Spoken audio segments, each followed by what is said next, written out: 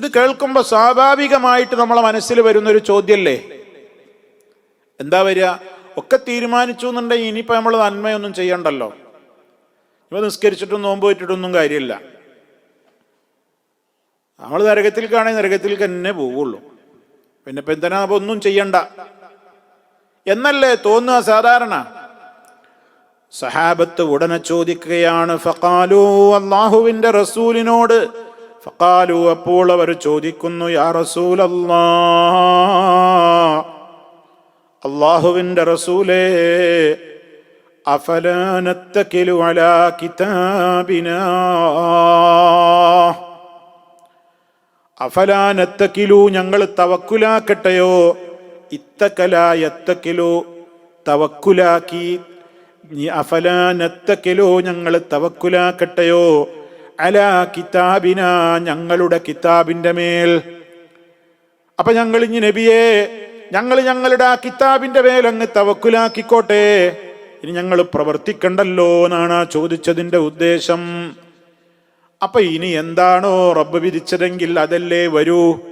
അതുകൊണ്ട് ഇനി അമലൊന്നും ചെയ്യണ്ട, ഇനി ഒരു പ്രവൃത്തിയും ചെയ്യണ്ട, ഇനി ഒരു നന്മയും ചെയ്യണ്ട, എന്തായാലും അങ്ങനെയല്ലേ സംഭവിക്കൂ. അപ്പൊ പിന്നെ ഇനി എന്തിനാ നമ്മൾ കഷ്ടപ്പെടുന്നത്? അപ്പോൾ അതിൽ നമ്മളങ്ങ് ഉറച്ചു വിശ്വസിച്ച് അങ്ങനെയല്ലേ വരൂ, അതുകൊണ്ട് ഇനി ഒന്നും ചെയ്തിട്ട് കാര്യമില്ല എന്നങ്ങ് തീരുമാനിച്ച് ഇരുന്നുകൂടെ എന്നാണ് സഹാബത്ത് ചോദിക്കുന്നത്. അപ്പോൾ അള്ളാന്റെ റസൂല് ഫഖാല, അവിടുന്ന് മറുപടി കൊടുക്കുന്നു, യഅ്മലൂ, പറ്റില്ല, നിങ്ങൾ അമല് ചെയ്യുക തന്നെ വേണം, നിങ്ങൾ അമല് ചെയ്യൂ, പ്രവർത്തിക്കൂ. എന്തേ കാരണം? ഫകുല്ലുൻ, എല്ലാവരും തന്നെ, മുയസ്സറുൻ, എളുപ്പമാക്കപ്പെടുന്നവരാണ്, എല്ലാവർക്കും എളുപ്പം നൽകപ്പെടും, ലിമാ ഖുലിഖ ലഹു, എന്തിനാണോ സൃഷ്ടിക്കപ്പെട്ടതെങ്കിൽ അതിലേക്ക് അവന് എളുപ്പമാക്കും. അത് നമുക്കറിയൂലല്ലോ, നമ്മുടെ കാര്യത്തിൽ തീരുമാനമാക്കപ്പെട്ടിട്ടുണ്ട് എന്നുള്ളതിൽ ഒരു സംശയം ആയിരിക്കും വേണ്ട. കാരണം അള്ളാഹുവിനെ സംബന്ധിച്ചിടത്തോളം അള്ളാഹുവിന് കാലം എന്നൊന്നില്ലല്ലോ, നമ്മക്കല്ലേ കാലം. നമ്മളെ സംബന്ധിച്ചിടത്തോളം പറയുമ്പോൾ, അറിവില്ലാത്ത നമ്മെ സംബന്ധിച്ചിടത്തോളം പറയുമ്പോഴാണ് കഴിഞ്ഞ കാലം, വർത്തമാനകാലം, അതുപോലെ തന്നെ ഭാവി കാലം എന്നൊക്കെ നമ്മളിങ്ങനെ 3 കാലം, ത്രികാലങ്ങൾ നമ്മൾ പറയുന്നത്. അത് നമ്മൾക്കാണ്, സൃഷ്ടികൾക്കാണ്. സൃഷ്ടാവായ റബ്ബിനെന്ത് ത്രികാലം? അവനെല്ലാം ഒരുപോലെ, അവൻ ആലിമുൽ ഗൈബി വശഹാദ, ഉള്ളതും മറഞ്ഞതും ദൃശ്യമായതും അദൃശ്യമായതും ഒക്കെ അവൻ ഒരുപോലെയാണ്. അവനെല്ലാം അറിയാം, ഓരോരുത്തരും എന്താവാന്നൊക്കെ അവനറിയാം. പക്ഷെ അത് നമുക്കറിയില്ലല്ലോ, നമുക്കറിയില്ല. അപ്പൊ ചില ആൾക്കാർ ചോദിക്കുന്ന, നമുക്കറിയില്ല എന്ന് വിചാരിച്ചിട്ട് നമ്മളിപ്പോ എന്തിനാ പ്രവർത്തിക്കണത്? എന്നാ പിന്നെ ഈ ഒരു കാര്യത്തിൽ മാത്രമാണ് ആളുകൾ ഈ ഒരു വസ്വാസം കൊണ്ട് നടക്കാറുള്ളത്. വാസ്തവത്തിൽ സഹോദരങ്ങളെ, മാതാവിന്റെ ഗർഭാശയത്തിൽ വെച്ച് ഈ ഒരു കാര്യം മാത്രമാണോ അല്ലാഹു സുബ്ഹാനഹു വ തആല രേഖപ്പെടുത്തിയിട്ടുള്ളത്? അല്ല, അല്ലാഹു സുബ്ഹാനഹു വ തആല ഈ ഒരു കാര്യം മാത്രമല്ല രേഖപ്പെടുത്തിയിട്ടുള്ളത്, മറിച്ച് നമ്മുടെ 4 കാര്യങ്ങൾ രേഖപ്പെടുത്തിയിട്ടുണ്ട്. നമ്മളെ റിസ്ക്, ഓരോ മനുഷ്യനും എത്രയൊക്കെ റിസ്ക് കിട്ടുന്നു അള്ളാഹ് കണക്കാക്കിയിട്ടുണ്ട്, പണ്ടെന്നെ കണക്കാക്കിയത്. അതിലപ്പുറം ഒരു നയാ പൈസ കിട്ടൂല. ഒരു മണി ചോറ്, ഒരു തരി വറ്റ്, ഒരു തരി ഫുഡ് ഒരാൾ കഴിക്കൂല. അള്ളാഹ് കണക്കാക്കിയ ഫുഡ് തന്നെ കിട്ടുള്ളൂ. അള്ളാഹ് കണക്കാക്കിയതിൽ അപ്പുറം ഒരു ഫിൽസ് ഒരാൾക്ക് സമ്പാദിച്ചുണ്ടാക്കാൻ കഴിയൂല.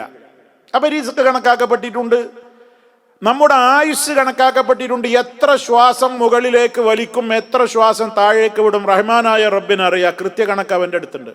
അതിലപ്പുറം ഒരാൾക്ക് മേലോട്ട് വലിച്ച ശ്വാസം താഴോട്ട് വരൂല, അല്ലെങ്കിൽ താഴോട്ട് വന്നു കഴിഞ്ഞ് മേലോട്ട് വലിക്കാൻ കഴിയില്ല.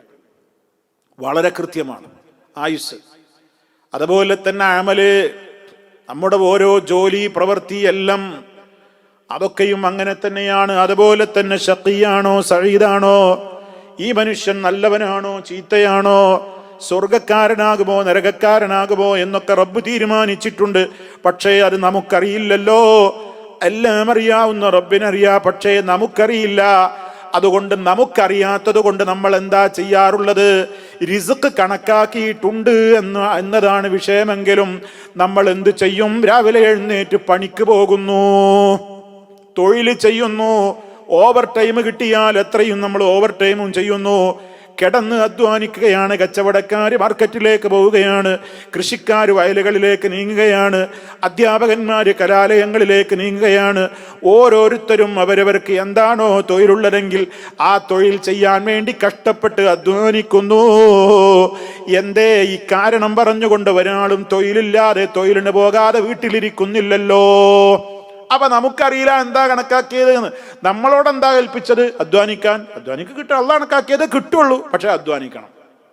ആയുസ്സും അങ്ങനെ തന്നെയാണ്. അള്ളാഹ് കണക്കാക്കിയ സമയത്ത് എന്തായാലും മരിക്കും. ഇനി ആ ചികിത്സക്കൊന്നും വേണ്ട, രോഗം പിടിച്ച ഒരു ഭാഗത്ത് അവിടെ കിടക്കുക, ചികിത്സ ഒന്നും വേണ്ട എന്ന് പറഞ്ഞ് ആരോ ഇരിക്കാറുണ്ടോ? ഇല്ല, ചികിത്സിക്കും, ചികിത്സിക്കണം. തദാവൂ യാ ഇബാദല്ലാഹ്, അള്ളാഹുവിന്റെ അടിമകളെ ചികിത്സിക്കൂ എന്നാണ് പറഞ്ഞിട്ടുള്ളത്. അള്ളാഹ് കണക്കാക്കിയതുപോലെ വരുള്ളൂ. എന്തിനാ മരുന്ന് കഴിക്കുന്നത്, എന്തിനാ ഓപ്പറേഷൻ നടത്തുന്നത്, എന്തിനാ ഇഞ്ചക്ഷൻ അതൊന്നും ഒരാളും ചോദിക്കാറില്ല. എല്ലാവരും കഴിവിന്റെ പരമാവധി ചെയ്യും. അതാണ് നമ്മളോട് കൽപ്പിക്കപ്പെട്ടിട്ടുള്ളത്. അതാണ് എന്താണോ നമ്മുടെ പേരിൽ തീരുമാനിക്കപ്പെട്ടുള്ളത് അതിലേക്കാണ് കാര്യങ്ങളൊക്കെ എത്തിച്ചേരുക. പക്ഷെ അത് എന്താണെന്ന് നമുക്കറിയൂല. അതുകൊണ്ട് ദീനിന്റെ കാര്യം മാത്രം വരുമ്പോൾ ചില ആളുകൾ അവരെ വിചാരം അവർ വലിയ യുക്തിവാദികളാണ്, വലിയ ബുദ്ധിമാന്മാരാണ്, ചില ബുദ്ധിജീവികളാണെന്നൊക്കെ അവരുടെ ധാരണ. എന്നിട്ട് ഇക്കാര്യം മാത്രം എടുത്തിട്ട് ചോദിക്കും, സ്വർഗത്തിൽക്കാ നരകത്തിൽക്കാന്നൊക്കെ കണക്കാക്കിയിട്ടുണ്ടെങ്കിൽ ഇനി എന്തിനാ നിസ്കരിക്കാൻ പോണെന്ന്. ആ ചോദ്യം അപ്രസക്തമാണ്. കാരണം കണക്കാക്കിയിട്ടുണ്ട് എന്നുള്ളൊരു സത്യമാണ്. പക്ഷേ അത് സാധുക്കളായി നമുക്കറിയൂല. നമ്മളോട് ഈ വിഷയങ്ങളിലൊക്കെ എന്താ പറഞ്ഞത്? ഇഅ്മലൂ, നിങ്ങൾ പ്രവർത്തിക്ക്, നിങ്ങൾ പ്രവർത്തിച്ചോ. ഫകുല്ലുൻ മുയസ്സറുൻ ലിമാ ഖുലിഖ ലഹു, ഓരോരുത്തർക്കും എന്താണോ അള്ളാഹു കണക്കാക്കിയത്, അതല്ലെങ്കിൽ എന്തിനു വേണ്ടിയാണോ ഓരോരുത്തരും സൃഷ്ടിക്കപ്പെട്ടിട്ടുള്ളത് അതിലേക്ക് അവന് എളുപ്പം നൽകപ്പെടും. അതാണ് പരിശുദ്ധ ഖുർആൻ പറഞ്ഞത്. فأما من أعطى واتقى وصدق بالحسنى فسنيسره لليسرى وأما من بخل واستغنى وكذب بالحسنى فسنيسره للعسرى. നമുക്കൊക്കെ മനപ്പാടമുള്ള വല്ലയിലി കൊണ്ട് തുടങ്ങുന്ന അധ്യായത്തിൽ അള്ളാഹു പറയാണ്, ആര് ധർമ്മം നൽകുകയും അതുപോലെ തന്നെ സൂക്ഷ്മതയോടെ ജീവിക്കുകയും നല്ല നല്ല റബ്ബിന്റെ തീരുമാനങ്ങളും അതുപോലെ തന്നെ അത്തരത്തിലുള്ള ഏത് നല്ല കാര്യങ്ങളെയും സ്വർഗത്തെയും ഒക്കെ സത്യപ്പെടുത്തുകയും ചെയ്തുവോ എങ്കിൽ ഫസനുയസ്സിറുഹു ലിൽ യുസ്റ, അവന് എളുപ്പമുള്ള കാര്യത്തിലേക്ക് അല്ലാഹ് കൂടുതൽ എളുപ്പം നൽകും. അതേ അവസരത്തിൽ റബ്ബിന്റെ കൽപ്പനകളെ കാറ്റിൽ പറത്തിയിട്ട് പിശുക്കനായി ജീവിച്ചോ, അതുപോലെ തന്നെ ഞാൻ തന്നെ എന്തിനും പോന്നവനാണ്, എനിക്കാരെയും അംഗീകരിക്കേണ്ടതോ അനുസരിക്കേണ്ടതോ ആയ കാര്യമില്ല എന്ന ധിക്കാരിയായിക്കൊണ്ട് ആര് ജീവിച്ചുവോ, അങ്ങനെ കളവാക്കിക്കൊണ്ട് പിന്തിരിഞ്ഞു പോയ മനുഷ്യന്മാരുണ്ടല്ലോ, അവന് ഞെരുക്കമുള്ളതിലേക്കാണ് എളുപ്പം നൽകുക. അഥവാ നരകത്തിലേക്ക് അവന്റെ വഴി അങ്ങനെ ആയിരിക്കും പോവുക. പക്ഷെ നമുക്കറിയൂല. നമ്മൾ നമ്മളോട് കൽപ്പിക്കപ്പെട്ട കാര്യങ്ങൾ കൃത്യമായും വ്യക്തമായും ആത്മാർത്ഥമായും നമ്മൾ പ്രവർത്തിക്കുകയാണ് വേണ്ടത്.